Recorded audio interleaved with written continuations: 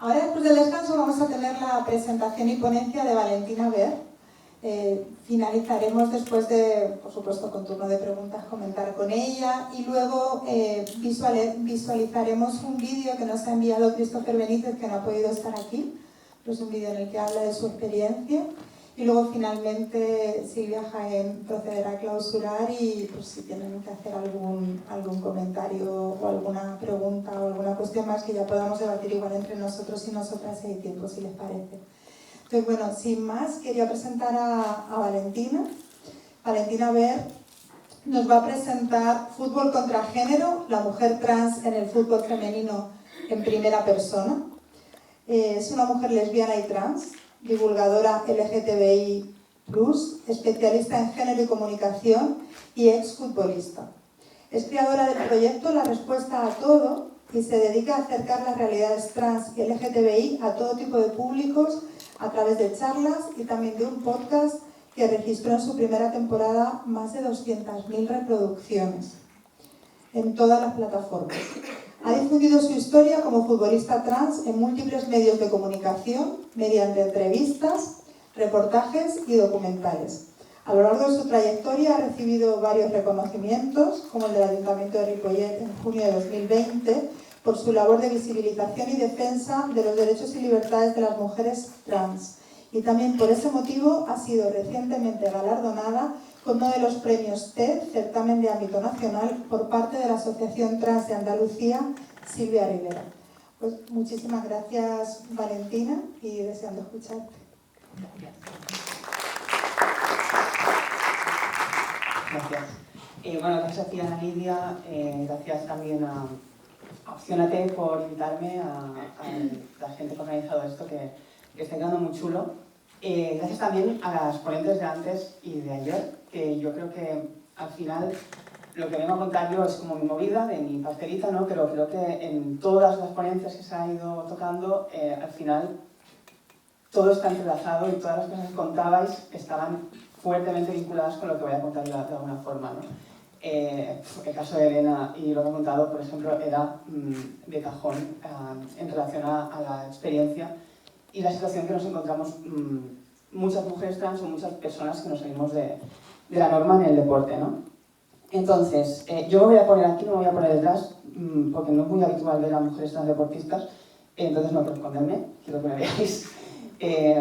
Además, me consta que hay mucha gente que no quiere mirar a las mujeres trans a los ojos, que les molestamos, que no estáis aquí, por supuesto, espero, si no, pues ya sabéis dónde están las puertas.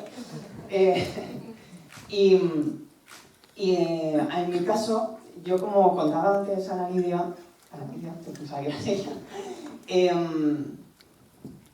he contado la realidad de cómo es la situación actualmente para las mujeres trans en el fútbol español en múltiples medios. Si buscáis Valentina Ver en Google os va a salir como tropecientas páginas de entrevistas en las que siempre se me pregunta lo mismo, ¿no? ¿Qué violencia se sufre? ¿Por qué? Justifícame por qué no tenéis ventaja respecto a las mujeres cis. Cosas como que son interesantes de hablar, por supuesto, que se tienen que hablar para muchas veces derribar fronteras, como bien dice el acto de hoy, pero me aburro un poco ya. Y yo creo que la gente que me lee, me escucha y que también lee y escucha a otras personas que hablan del tema, estamos un poco ya como, me aburro, ¿no? De siempre hablar de lo mismo. Entonces yo he preparado como un poco, en la línea de lo que me pedía también cómo enfocar la ponencia de hoy, he pensado en hacer un poco como un decálogo de cosas que significan como vivencia el hecho de ser mujer trans en el fútbol femenino español, desde una óptica igual que no haya tocado tanto, que no haya comentado. He abierto una cosa, me gusta hacer esto a mí mucho, que es que no me gustan las chapas, porque me aburro a mí misma. Entonces, me gusta que la gente participe mucho, que me pregunten, qué tal. Entonces yo en mi Instagram, que es valentina.ver, he dejado como una casillita para que la gente pregunte, ya que está grabado, pues que puedan preguntar y también luego escuchen sus preguntas. Si queréis preguntar por ahí, porque os da cosa hablar en público, o si luego tenéis preguntas que queréis hacer y no queréis olvidar y las ponéis ahí, yo luego las leeré y contestaremos todo. Si no, aquí también podéis hablar, que ya hemos visto que funciona. Entonces, yo me he apuntado el decálogo, que por cierto, no sé si os sabíais que un decálogo puede no ser de 10 puntos. Yo lo he descubierto hoy haciendo esto, ayer haciendo esto. En mi caso, me parece que eran 8, que quiero ir leyendo para que no se me escape ninguno. El primer punto del decálogo, que por cierto los he titulado los puntos por frases que nos han dicho muchas veces a TERFs, personas transodiantes, ultraderecha, que muchas veces son lo mismo, y a través de esas frases pues vamos a ir hablando de cosas que a mí me apetezcan, ¿no? Y el primer punto que había apuntado para hoy es la frase: el fútbol no es para las chicas, ¿no? Como bien contó Andrea ayer, evidentemente el fútbol no ha sido para las chicas durante muchísimo tiempo. Estamos hablando de que en 1920, por ejemplo, en Inglaterra, se prohibió jugar a fútbol a las mujeres, con el argumento maravilloso de la biología, ¿no? Que es como el comodín que utilizan siempre cuando quieren sacar en medio a lo que molesta. Es como, no, la biología, en su caso, decían: no, es que las mujeres tenéis las articulaciones poco hechas para el deporte y os podéis hacer pupita, entonces no juguéis, iros a fregar. A mí en 2020 me gritaron: iros a fregar, en un campo de fútbol, por cierto. No hemos avanzado tanto, 100 años después. Entonces, a mí me gusta mucho coger ese hecho como referencia, porque muchas veces, por ejemplo, en entrevistas me preguntan, ¿no?, ¿cuáles son tus referentes trans? ¿O cuáles son tus referentes? Un poco esperando o que les cuente referentes trans que prácticamente no existen en el deporte, existen muy pocos y muchas veces no nos llegan, ¿no?, que esa es otra, y si nos llegan son demonios. O por otro lado esperan pues la respuesta de pues Alexia Putellas, ¿no?, que es como lo guay ahora de decir. En mi caso, yo me gusta poner en valor justamente un equipo de fútbol que se llama Vicker Ladies, que igual algunas conocéis, que eran unas muchachas que lo petaban en Inglaterra en 1918, 1919, llenando estadios en Inglaterra, o sea, una pasada, y pagando entrada en algunos. Y fue como un poco lo que motivó, ¿no?, el decir: no nos interesa que esto crezca tanto, vamos a prohibirlo. Y además con el argumento de la biología, ¿no? Entonces, para mí, esas muchachas, que en principio creo que no tenían nada que ver con lo trans, a no ser que yo no lo sepa, a mí me inspiran mucho realmente, porque en el fondo ahora, que ya más o menos, según qué sociedades se permite que las mujeres hagamos deporte, ahora es como, vale, el fútbol es para las chicas, pero no para todas. Si vienes del Congo y no sé muy bien por qué todavía no tienes papeles, pues no juegues. En el caso de muchas personas, sean mujeres cis, sean mujeres trans, que tengan la testosterona por encima de lo establecido, o se presuponga, que esa es otra, porque no siempre, o sea, no sé si vosotras os habéis hecho controles de testosterona, pero normalmente si no te los haces no sabes la testosterona que tienes. Entonces, a la que alguna deportista destaca y además tiene facciones que se asocian a un hombre, ¿no?, tal como se concibe en la sociedad actual, te controlan, te señalan, te hacen pruebas, te impiden jugar durante un tiempo preventivo, ¿no?, porque eres un peligro para la práctica deportiva del resto de mujeres que practican deporte femenino. Y me recuerda un poco a lo que contaba Elena antes, ¿no? Es una medida que hacemos para prevenir, para proteger a una parte de la población, una parte de la gente que practica deporte, y con esa premisa, si luego hay gente que se jode porque es discriminada, pues ya veremos. Entonces, por una parte quería darle valor a estas señoras. Os recomiendo que os leáis su historia, Vicker Ladies, es muy interesante. De ahí hemos tomado un poco el tema de las barreras de entrada, ¿no? Tema testosterona, también tema administrativo. Yo en mi caso, por ejemplo, mi transición a nivel legal empieza más o menos en 2015, 2016, un poco más tarde.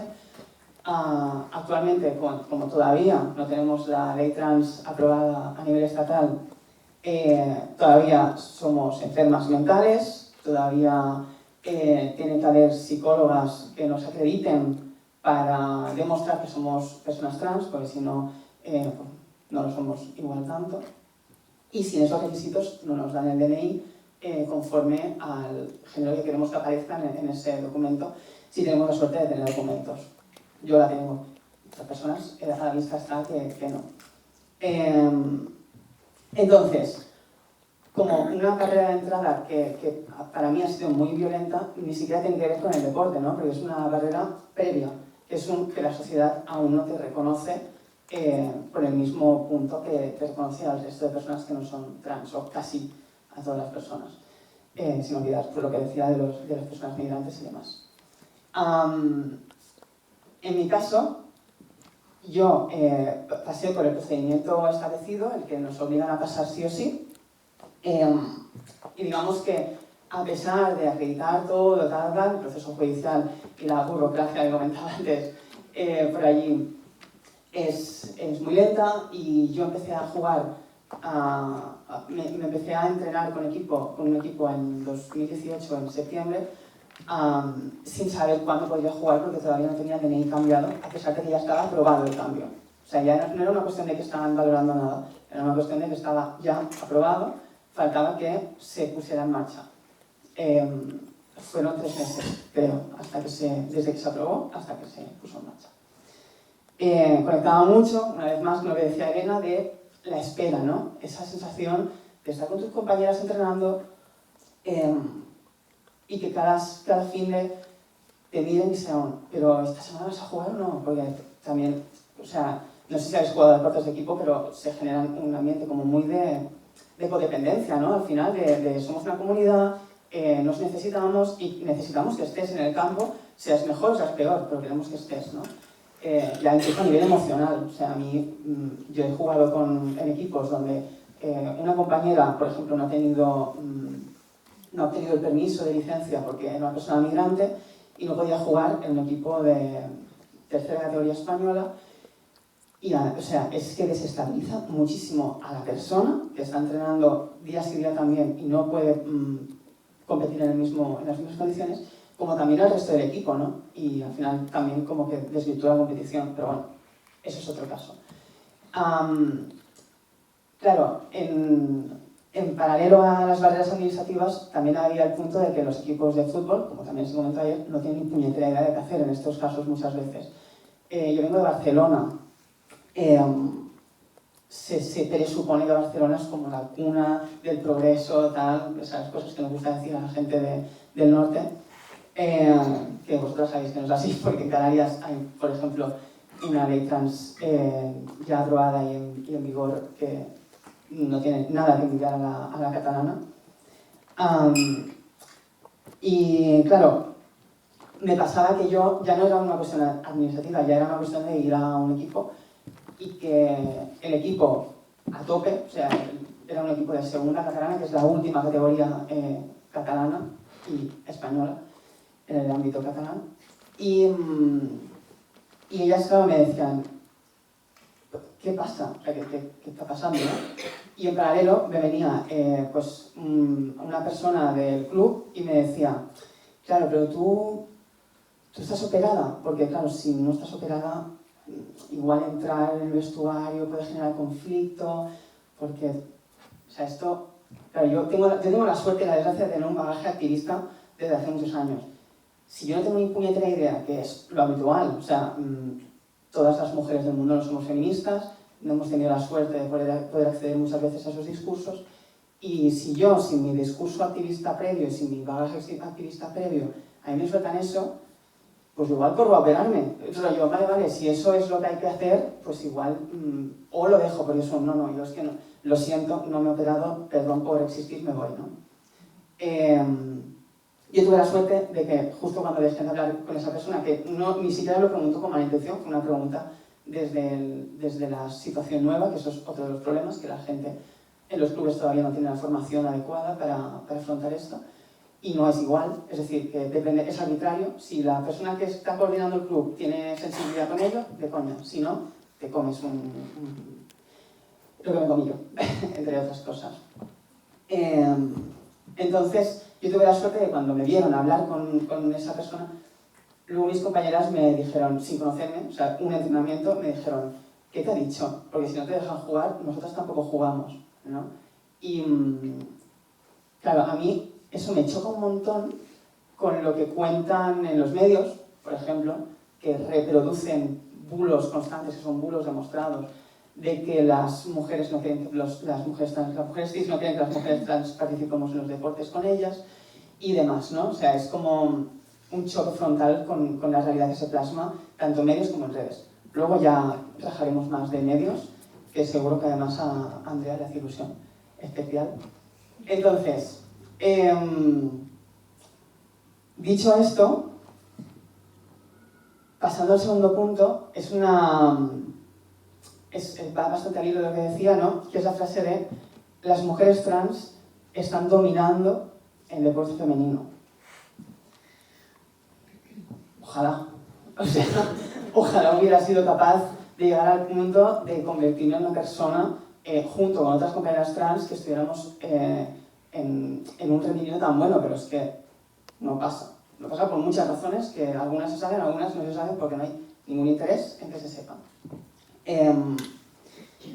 Claro, a mí, cuando dicen esa frase, yo conecto mucho con una frase que me dijo una compañera de equipo, súper buena, de las del primer equipo ese que os contaba, con las que había súper buen rollo, entendían perfectamente mi situación, y algunas no entendían, pero estaban a tope igual, tipo, o sea, al final pasa una cosa, que esto sí que siempre lo digo, que es que el fútbol, históricamente, para las mujeres, ha sido de marimachos, de bolleras, de tías que no son como tienen que ser. Entonces, va un poco en nuestra cultura y en nuestro imaginario colectivo, que cuando otra se sale de la norma, a no ser que tengas infundadas muchas ideas de ultraderecha, lo habitual es como tener cierta sensibilidad, aunque no lo entiendas. Pues yo tampoco entiendo muchas realidades que ocurren a mi alrededor, y eso no implica que les mee en la cara. Esto igual les gusta, yo sé, pero no sé. No sé por qué he dicho eso. Entonces, esa muchacha que estaba en mi equipo, un día que además de ser compañeras de equipo tenemos muy buen rollo y nos íbamos, en esa época que había como mucha cohesión y tal, nos íbamos a tomar algo asiduamente, y me dijo una vez, en una conversación que estábamos con más compañeras, oye, ¿tú, Valentina, qué usas, tampón o copa? ¿Vale? Me encantó la pregunta, me pareció muy graciosa porque, claro, el contexto a mí personalmente no me ofendió, pero sí que pensé, hostia, cuando se dé cuenta de lo que he preguntado, ¿no? Y a pesar de que me hizo gracia, a la vez refleja lo opuesto, ¿no? La antítesis de lo que dice la frase del principio. Si las mujeres trans estuviéramos dominando el deporte, o estuviéramos ya no a nivel de rendimiento, sino a nivel de cantidad, ¿no? Que fuéramos tantas, estaríamos en el imaginario colectivo de la gente. Sin embargo, esta muchacha pensaba que yo tenía sangrados periódicos cada mes por el coño que no tengo. Entonces, sabiendo ella que es así, ¿no? Porque es como que son conscientes de que tenían una compañera trans, pero en el día a día es como que no permea, porque es tan, ¿cómo decirlo?, como anecdótico y tan poco frecuente. ¿Qué pasa eso? Al final, pues, por mucho que lo entiendan, que lo respeten, etcétera, llega un punto de que falta que cale, que esas realidades existen y que lo tengan interiorizado, ¿no? Evidentemente la muchacha no sabía dónde meterse cuando le respondí, pero bueno, le mando un beso, que es un amor de chica. La tercera frase es heavy. Esa sí que también la he explicado bastantes veces como a modo de denuncia. Yo no sé si lo sabéis, algunos lo sabréis, algunas no. Yo en junio de 2022, hace relativamente poco, yo dejé el fútbol, lo dejé además el Día del Orgullo LGTBI, y lo dejé a causa de toda la violencia estructural que he tenido que soportar en mis espaldas desde que empecé a jugar y evidentemente desde antes de jugar en otros ámbitos de mi vida, ¿no? Lo dejé porque al final la salud mental la tenía deterioradísima a causa de toda esta violencia que le he denunciado 1000 veces. No os aburriré, si lo queréis saber podéis buscar Valentina Berra en Google y ahí lo cuento mil veces más extenso que lo que podría contar hoy. Y lo dije y lo quise comunicar en el Día del Orgullo un poco para que no quedara como el típico testimonio de lagrimita de ay, pobrecita de mí que lo tiene que dejar, tal, que gusta tanto los medios, ¿no? Sino para que fuera más bien una decisión que conllevara a una reivindicación y una denuncia, ¿no? Y que hubiera constancia de que lo que está pasando no es un caso individual, no es un pobrecita como ha sufrido, sino que es algo que afecta a muchas mujeres trans y muchas mujeres que no son trans y muchas personas que quizá ni siquiera son trans, pero que son señaladas por salirse de la norma, en el caso del deporte femenino, ¿no? Que es mi ámbito. La frase que me dijeron y me dedicaron, no exclusivamente a mí, pero en un artículo que nunca digo al medio, hoy lo voy a decir, en el diario.es, medio de izquierdas, una columna de una periodista en la que, por cierto, se publicaba mi nombre antiguo, mi dead name, sin consentimiento, estando eliminado de todos lados. Lo tenían guardado porque esa muchacha me había acosado hacía tiempo y se había quedado con el nombre que utilizaba. En ese mismo artículo en el que decían que éramos una amenaza para el deporte, puso algo así como que vino a decir que las mujeres trans, si nos dejaban jugar, corríamos el riesgo de que hombres se vistieran de mujeres para ir a los vestuarios y abusar de las muchachas que están en el vestuario de un equipo femenino, ¿no? Como si a los hombres les hiciera falta hacer toda esa parafernalia para violarnos, pero bueno, en su idea maravillosa creen que son tan originales los hombres que deciden violar a las mujeres. Creo que es importante decir el medio, no porque quiera cargar las responsabilidades sobre ese medio, porque en todos los medios hay ese tipo de discursos, algunos más, algunos menos, sino porque es importante que tengamos conciencia de que incluso la gente que parece que está de nuestro lado da una tribuna pública, da un espacio para que se nos agreda con esta violencia, ¿no? Las mujeres lesbianas y bisexuales que estáis por aquí, habréis escuchado alguna vez esto también en años, o sea, en una época anterior, ¿no? No, es que yo no quiero dormir con una lesbiana a ver si me va a tocar, o no voy a duchar con una lesbiana a ver si me va a hacer algo, ¿no? Que ya te gustaría. Pero... no. Entonces, claro, es como, por una parte también es triste, ¿no? Que ni siquiera se ocurren argumentos nuevos, es simplemente reciclar lo que había, a ver cómo lo podemos meter. No olvidar que, o sea, yo quiero remarcar esto siempre mucho, que mucha de esta violencia que parece que venga del feminismo y de un debate político de izquierdas son ideas infundadas por la ultraderecha, con dinero, con mucho dinero, ultracatólico, con grupos conservadores, que articulan estas campañas de odio a las que hay gente que se suma, por no muy poco dinero. O sea, realmente es que hasta da lástima, ¿no? Porque la gente, las grandes pensadoras feministas que ahora están odiándonos de esta forma y violentándonos de esta forma, yo no creo que estén ganando demasiado dinero por hacer esto. Simplemente se asuman al carro porque alguien les hace caso y ya saben que sacan. Pero no creo que saquen tanto como para dedicarnos todo el tiempo y cariño que nos dedican. Claro, otra cosa que pasa es el tema de vincular el hecho de que una mujer trans entre en un vestuario como si el problema fuera para las otras personas, cuando es, en el caso, por ejemplo, genital, un mundo de iguales con una diferente, ¿no? Si no, esa chica no se ha operado. En ningún caso se piensan, o sea, contemplan la idea de que esa persona tenga muchos más problemas para entrar en un vestuario en el que se pueda sentir como diferente para mal, que no el hecho contrario, ¿no? Que sea como eso, esa persona violenta a todo el resto, ¿no? En mi caso siempre me he sentido súper acogida, no ha habido problema.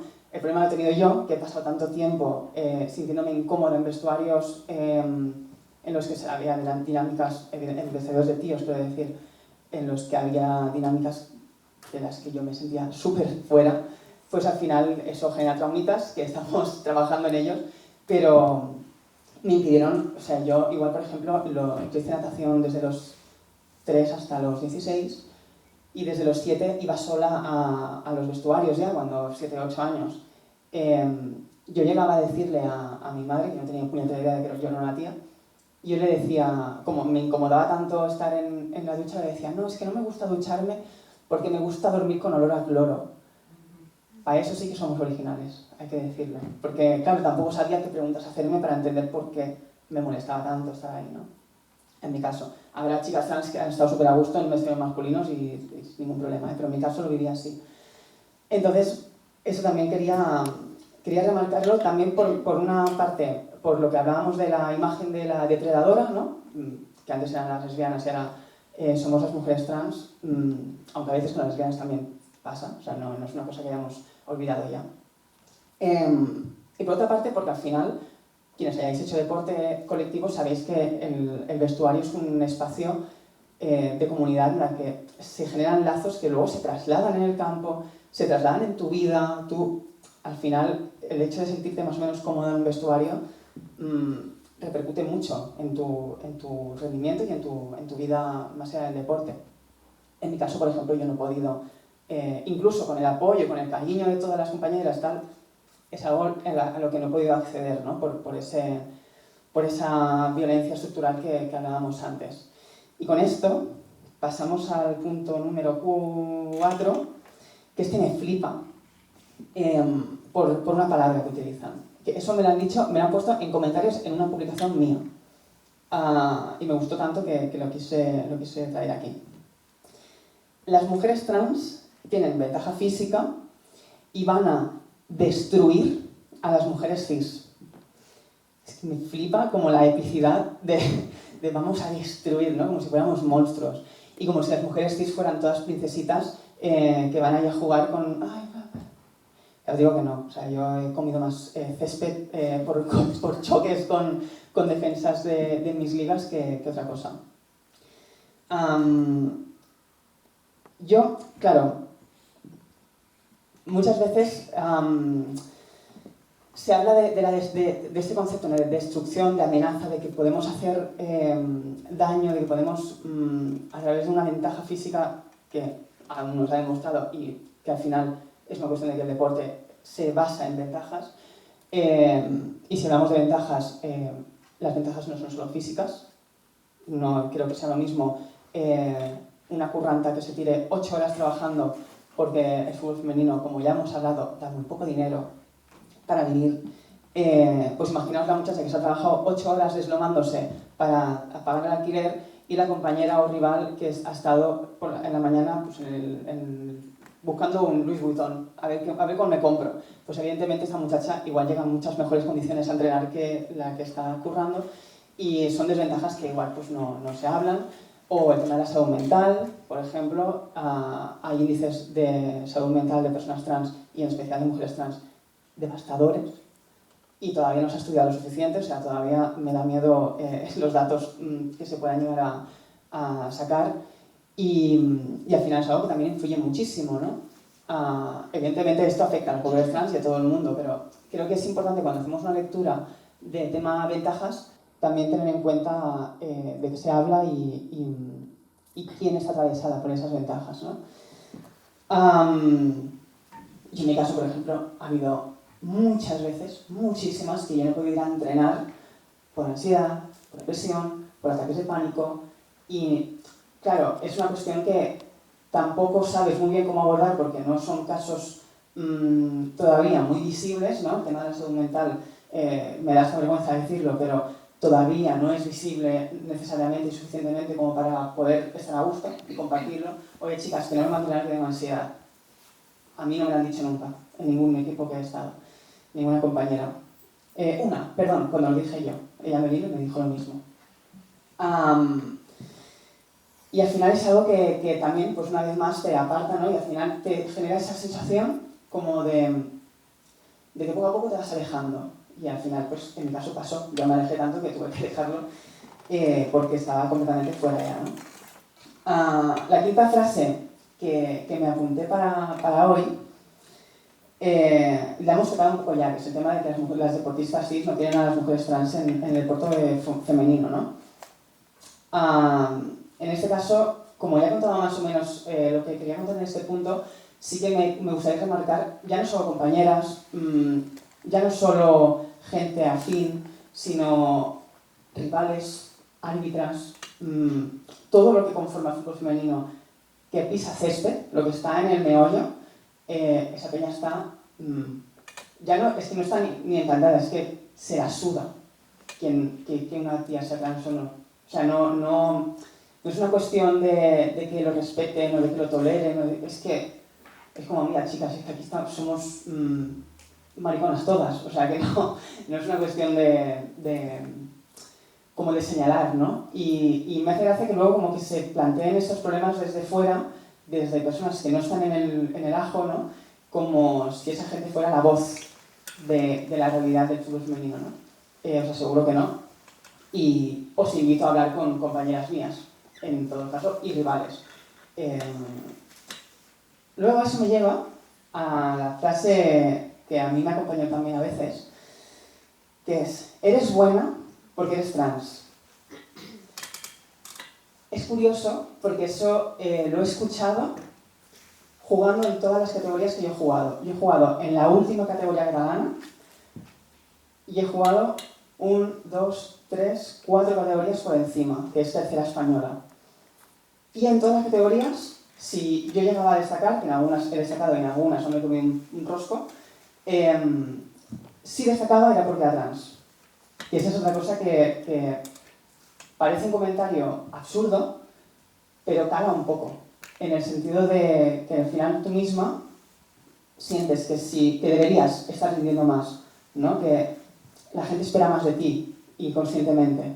Ya no solo gente que esté en contra de ti, sino la gente en general, igual piensas, ostras, es que mi entrenadora o mi entrenador, igual no estoy cumpliendo sus expectativas, te rayas, te vienes abajo, movidas.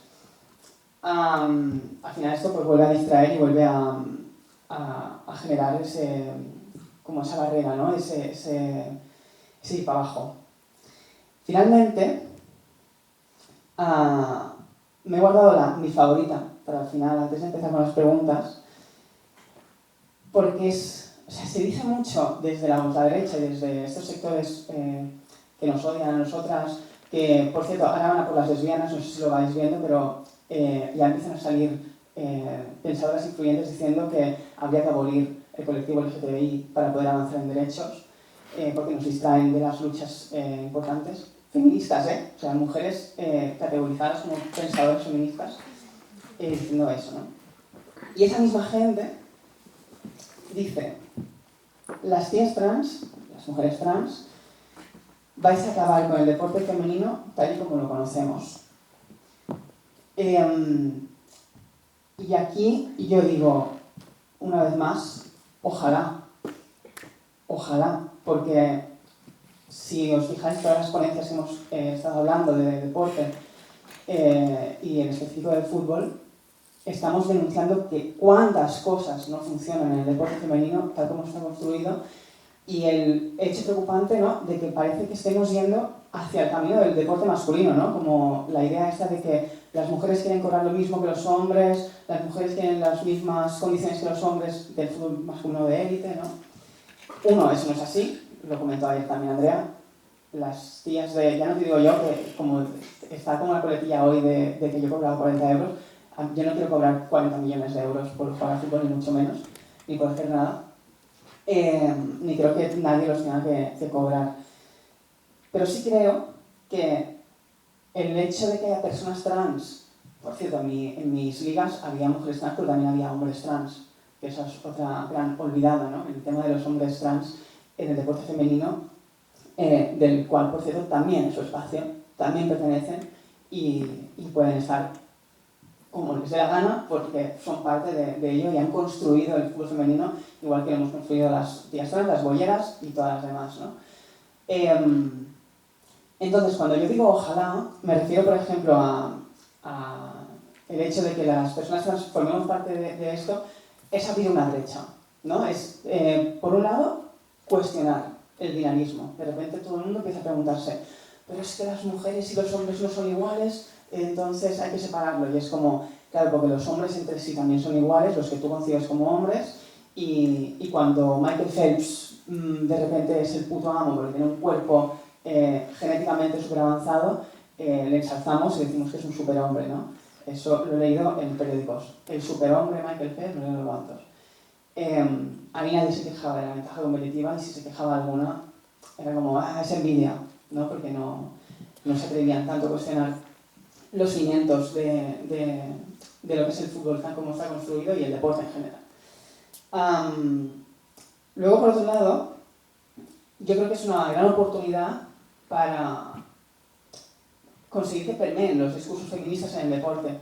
Yo creo que hay como una tendencia que a mí, yo la entiendo, que es el hecho de que al final las medidas que se toman en el deporte femenino son muchas veces consecuencia de un feminismo más institucional, más asentado en personas que igual no tienen las preocupaciones del barro, tienen preocupaciones del techo, ¿no? Y son importantes, evidentemente, porque hay barreras que se nos están negando, se nos están poniendo por el hecho de ser tías, pero claro, muchas veces se olvida que más allá de tema, por ejemplo, de cobrar lo mismo que, o yo qué sé, hay cosas como el tema de los convenios colectivos que se están negociando, que son, para mí, son el camino hacia donde yo quiero que vaya el deporte femenino, no hacia que los patrocinadores nos paguen 10 millones de euros y nos paguen todo y nos pongan aquí como ricas, ¿no? Porque creo que no va a hacer bien al deporte femenino y la prueba está en que la FIFA quiere que eso pase. Y si la FIFA quiere que eso pase, es que algo va mal. Entonces, yo creo que es importante aprovechar esta oportunidad también como para poner una pausa en el camino y decir, vamos bien, o sea, estamos yendo hacia donde queremos. Luego también está un punto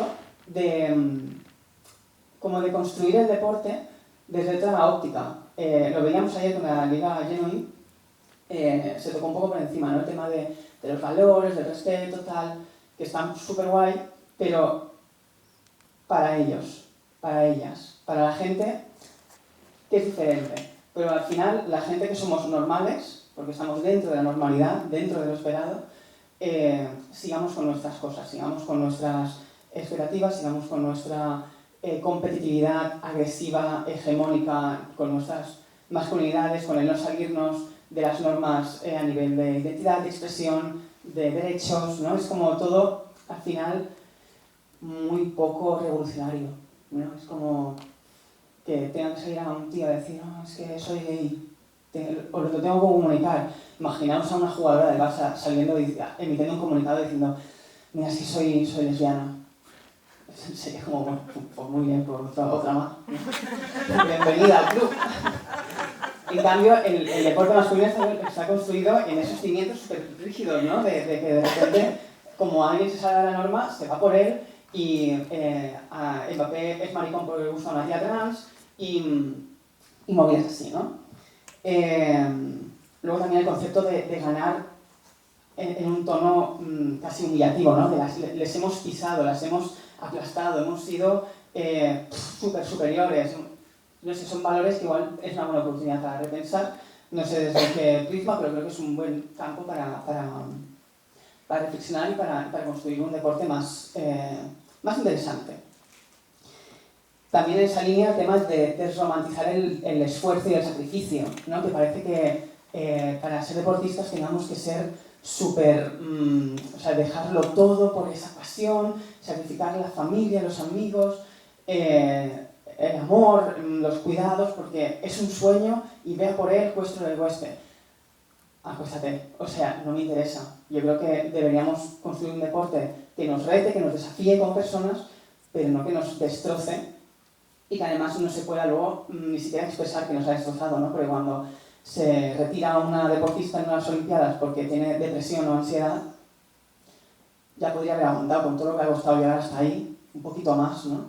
Entonces, yo creo que también es interesante romper por ahí. Y acabar, yo creo que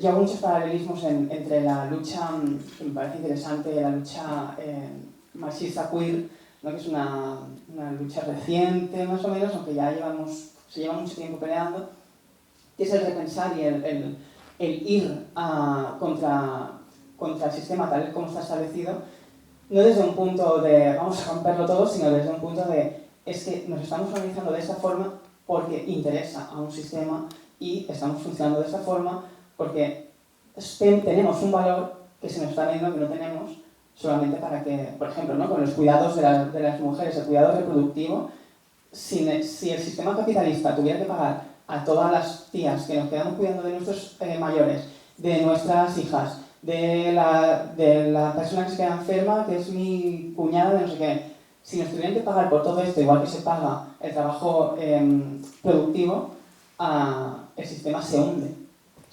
Es imposible remunerar a las madres, a las cuidadoras, es imposible. Entonces, en ese sentido, yo creo que también habría que ver desde esa óptica el deporte, ¿no? Ver hasta qué punto el deporte está sirviendo al sistema y nosotras estamos siendo como utilizadas y nos hemos comido el pastel de que tenemos que ser las mejores dentro del sistema. Yo abogo por cargárnoslo un poco, por repensarlo, por imaginar cosas más allá. Yo creo que es la única forma de imaginar y de construir imaginarios colectivos que vayan más allá de lo que nos ofrece el sistema ahora mismo, que es cobrar más o tener permisos de maternidad, que es necesario. Es urgente, pero creo que necesitamos de construirlo de una forma mucho más amplia y mucho más profunda. Y con esto, yo sé que os gusta mucho aplaudir, pero me gustaría saber si alguien tiene alguna pregunta que no se va a aguantar. Si no, yo tengo aquí, a mí me han preguntado cosas, pero me gustaría primero escucharos a vosotras si tenéis alguna. Así que es vuestro momento. Va a aplaudir, que yo también.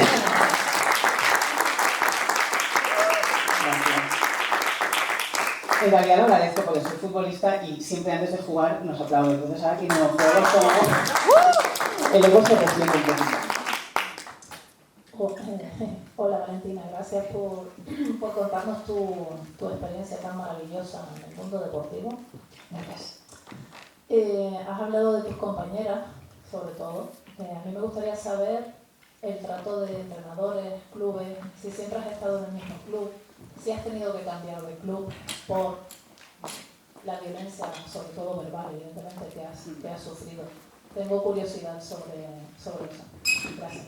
Gracias a ti por la pregunta y por tus palabras. Que yo haya percibido muy poco y además de ser algo testimonial ha sido algo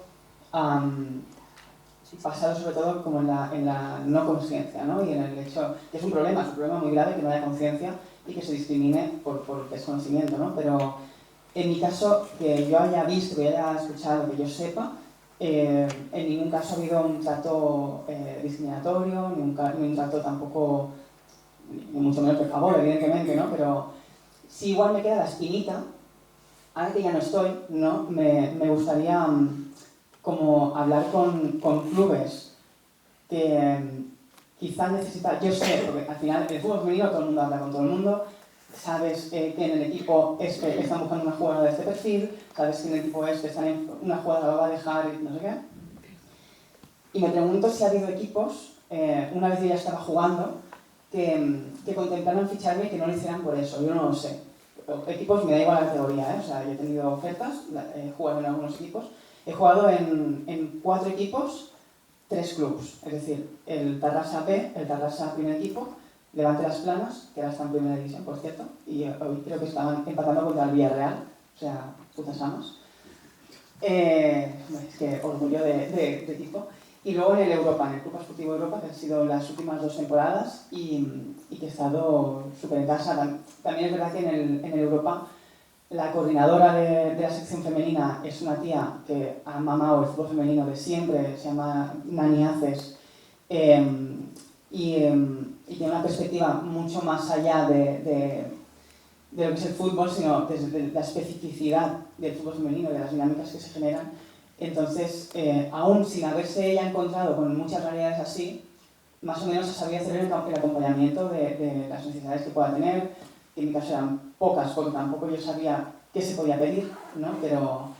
Pero no. Sí que pienso, por ejemplo, en una preparadora física que tuve este último año, los últimos 2 años, no, este último año, que están a tope. Eso sí que en 4 años he notado muchísimo la evolución del fútbol femenino a nivel de infraestructuras, recursos. En la misma teoría, este año último, teníamos incluso una preparadora física que se dedicaba a controlar los ciclos menstruales de cada jugadora para evaluar el rendimiento y las necesidades tanto musculares, probabilidad de lesión en función de los días del periodo, o sea, una fricada impresionante, ¿no? Y claro, yo me la veía y yo, o sea, sabiendo su vocación y su necesidad de mejorar, la veía con el punto de decepción propia, que no es culpa suya, evidentemente, de decir, joder, qué rabia no poder acompañarte a ti en este, o sea, poder impulsarte igual que estoy impulsando al resto, ¿no? Porque al final yo también tengo ciclos hormonales, porque en mi caso yo tomo un tratamiento hormonal, también tengo como la regla a nivel de que tengo cambios de humor impresionantes, también muchas etapas de flojera, ¿no? Mareos, desmayos, o sea, muchos de los síntomas que aparecen cuando menstruas, pues también los digo yo, de una forma un poco más descontrolada, ¿no? Pero también me pasa. Y claro, como tampoco hay estudios sobre cómo influye todo esto en nuestro cuerpo, tampoco pueden intentar ver cómo explotar, ¿no? esta realidad. En el caso de que comentabas de tener que marcharme por algo así, no. En mi caso no, y por ejemplo con los entrenadores que he tenido, que todos han sido señores, evidentemente, guays, o sea, he tenido entrenadores muy buenos, otros que no tenían tanto, o sea, también eran otras categorías, ¿no? Pero así como problemas directos relacionados con esto no los he tenido. Sí que hay mucho, no sé qué palabra utilizar para ser lo suficientemente sórdida, pero mucho guarrerío entre, ya no hablo de mis entrenadores, hablo de lo que he conocido, de entrenadores que igual están interesados sexualmente en sus jugadoras, mayores y no mayores de edad, y eso influye también en el vestuario, o sea, premia que flipas el hecho de, porque también tú como jugadora estás en una posición de inferioridad, tienes unos objetivos que, como bien hemos dicho, tenemos que cumplir porque tenemos que ser siempre más, y acabas pasando por cosas que cuando la gente hable, vamos a flipar. Ya están empezando a hablar y vamos a flipar porque pasan cosas heavy. Pero bueno, ese es otro tema, que en mi caso a mí no me ha pasado dentro del fútbol. Fuera del fútbol ya es otra cosa. ¿Qué más?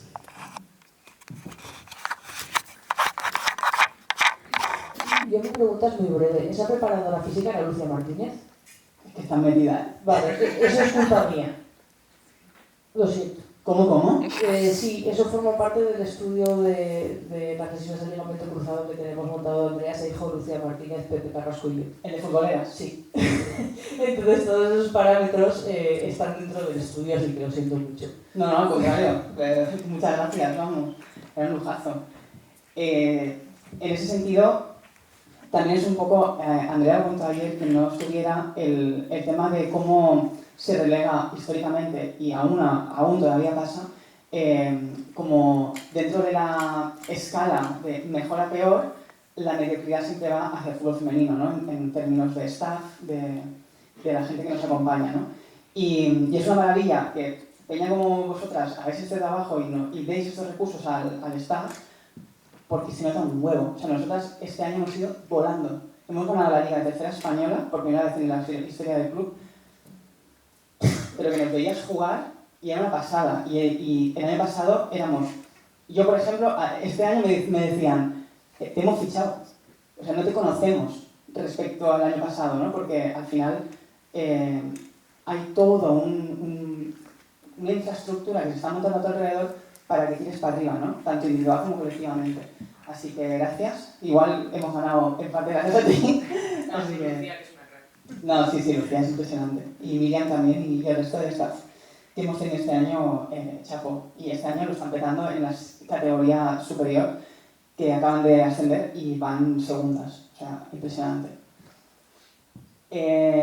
¿Había alguna pregunta por aquí?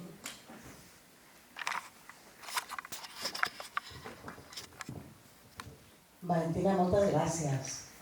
Gràcies. Esa es la que tiene muchas preguntas o reflexiones, soy yo.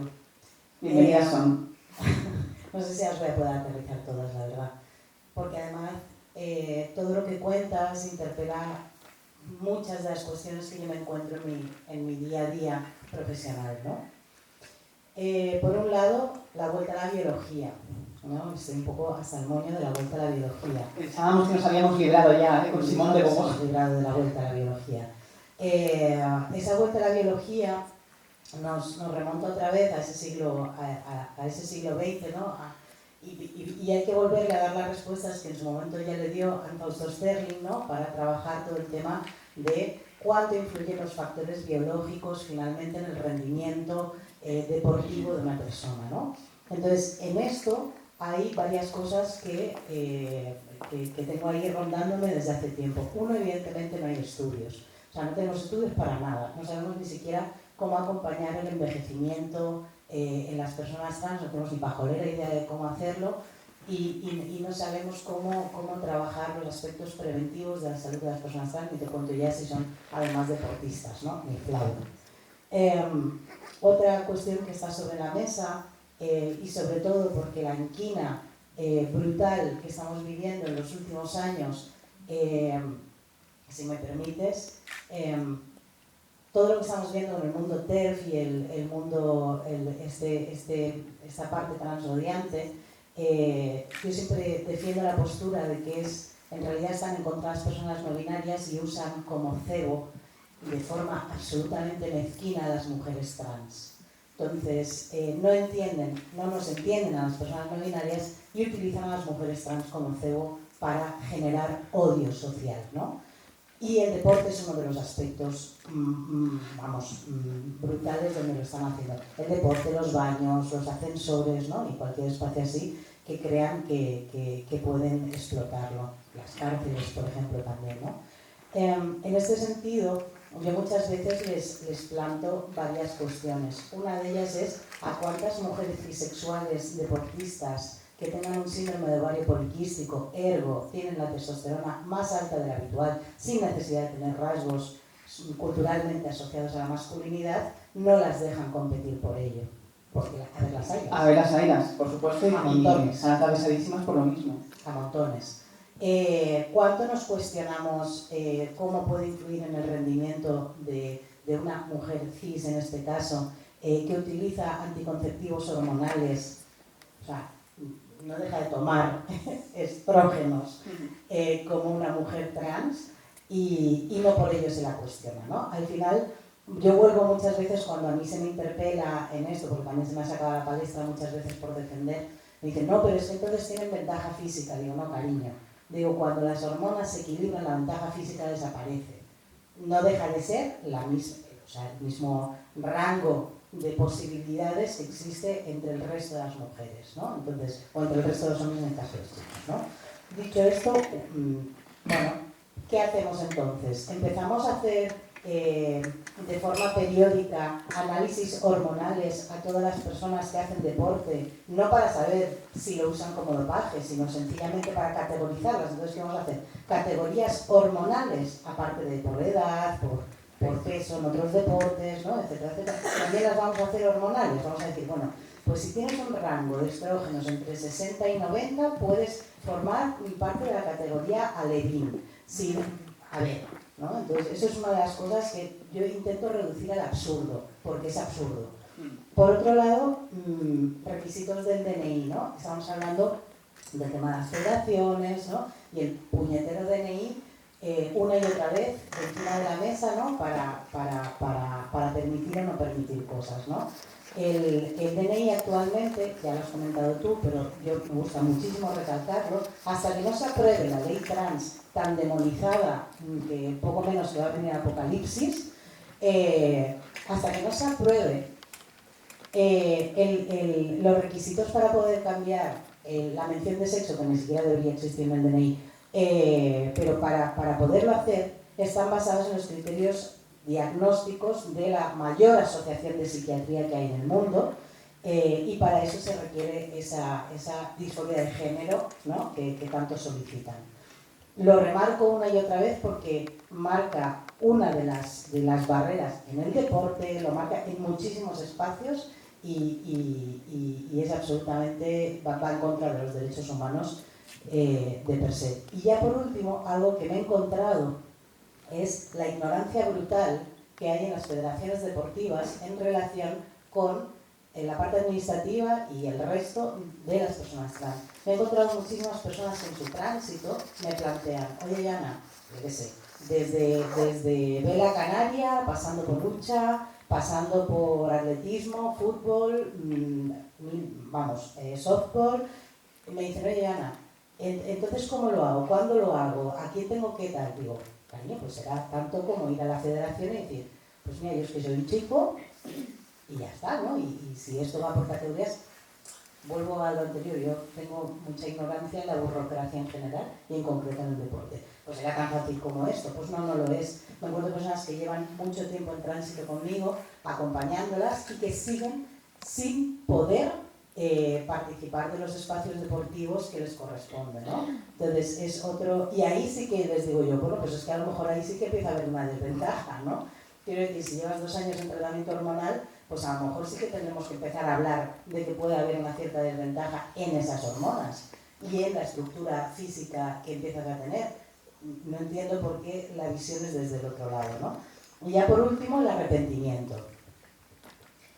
Hay una parte de todo esto, ¿no?, que es el gran fantasma del arrepentimiento que hay alrededor de las personas que no conocen los espacios, ni las vidas, ni las experiencias de las personas trans, que siempre y una y otra vez están con el miedo al arrepentimiento y qué va a pasar, y si se arrepiente y tal, no sé qué. Una de las cosas que yo me he encontrado, por ejemplo, son personas que me han dicho: mira, Yana, yo no voy a seguir porque mi espacio emocional, donde yo tengo amistades, relaciones, erótico festival, lo que sea, ¿vale?, es este espacio deportivo, es donde está mi comunidad, donde está mi red.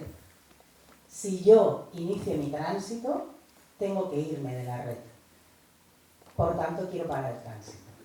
¿Y es probable que coincida que sean dentro del deporte femenino? Sí, de hecho es en el deporte femenino, porque la mayoría de ellos son chicos trans o personas trans masculinas que te dicen: mira, no, es que no puedo porque me van a echar. Y entonces voy a perder la posibilidad de estar en el espacio de mi red afectiva y prefiero parar. Claro, esto las estadísticas lo recogen como un arrepentimiento. Y es una de las cosas en las que se está trabajando aquí en Canarias, que es diferenciar cosas, empezar por no trabajar desde el concepto de arrepentimiento y empezar a establecer que hay situaciones en la vida que se llaman transfobia y que condicionan tus posibilidades en la vida y tu posibilidad de tomar decisiones en la vida, pues si lo quieres hacer o no, etcétera, etcétera, ¿no? Entonces creo que eso también es algo a poner sobre la mesa, ¿no?, que el espacio deportivo muchas veces puede condicionar aquello que las personas llaman muy mal arrepentimiento. Y quiero también añadirlo así como... Pues en verdad yo te quería agradecer, bueno, te voy a agradecer más luego, pero también quería hacerte agradecimiento como en público y por tu generosidad, por ponerte ahí delante de la mesa. Bueno, es algo que siempre pienso, como que las comunidades que enfrentamos algún tipo de violencia no tenemos por qué abanderar siempre las luchas, porque es un lugar duro, más en espacios rodeados de personas así, con los niveles de violencia que estamos enfrentando. Entonces, pues, que muchísimas gracias por tu generosidad, que me gustó muchísimo escucharte, que voy a difundir el vídeo que salga de hoy a todo el mundo, especialmente a personas que están en el ámbito deportivo, para intentar derribar todos los bulos que hay, cuanto más posibles, pero que también trascienden más allá del deporte, ¿no? Que todas las cosas que has dicho trascienden el deporte, así que muchísimas gracias. gracias a ti porque me consta que has peleado para que venga, que vengo desde Barcelona y es complicado traer gente de tan lejos a jornadas como esta, así que gracias Martu, gracias también a la gente que ha decidido que venga yo a contaros esta movida y no sé si, yo creo que da tiempo a mirar una preguntita de estas, ¿no? Sí. Que si no se me enfada la gente luego. Ha habido varias, o sea, he estado como echándole un ojo antes y muchas hablaban del tema de la violencia en redes, ¿no? Que es una cuestión de, por ejemplo, ¿no? Me preguntan, ¿cómo gestionas la impotencia de no poder jugar por la presión mediática y el acoso en redes?